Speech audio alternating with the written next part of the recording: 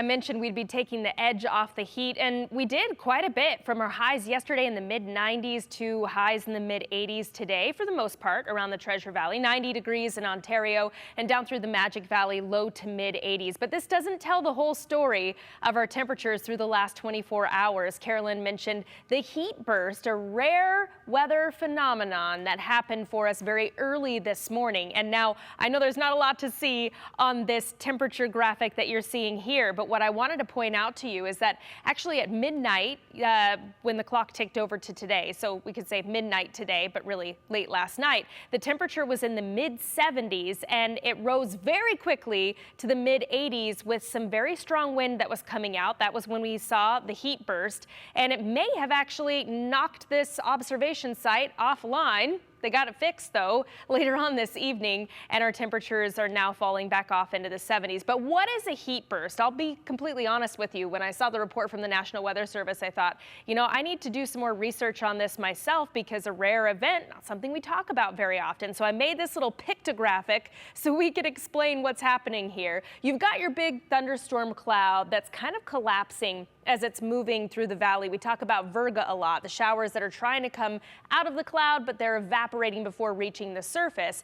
These showers in the top of the cloud are coming in contact with some dry air, and when we see evaporation, the air will cool. Cool air is more dense, it will sink faster than the surrounding air, and when there's no more moisture to evaporate out of that air mass, it'll eventually compress and warm very quickly, and that's where we get the heat and the jump in temperatures and disperse out and cause some damage, which is what we saw just to the north of the airport through the Boise Bench, that area within the Flying Y until you get to about the train depot. So there you have it, a heat burst. If you want to see more on this, you can see it at ktvb.com, where we've also posted this velocity loop from the National Weather Service showing that really strong wind that could have exceeded 70 miles per hour in some cases, and the damage reports were pretty incredible. So that happened last night. Tonight, I think a little quieter. We have some cloud cover that's across the area. Most of the thunderstorm activity, as it has been throughout this evening, to the northwest of the Treasure Valley,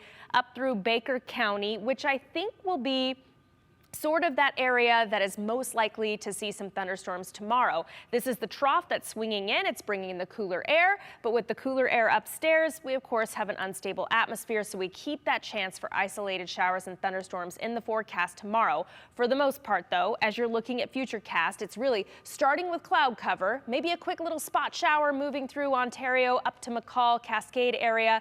More sunshine for tomorrow late afternoon and into the evening. Not a bad 4th of July holiday, with temperatures just a touch cooler than average, but I would say comfortably warm in the low 80s for the Boise area, low to mid 70s for our mountain valleys. No complaints on the forecast tomorrow, but if you're missing the heat tomorrow, don't worry. It'll be back all of next week. Well, I know you're going to be out and about, so you'll hear if people are missing that heat. Yeah. I'm sure Bree will, but you enjoy your 4th. Thank you. With your family as well. Excited. And I hope all of you will enjoy it as well.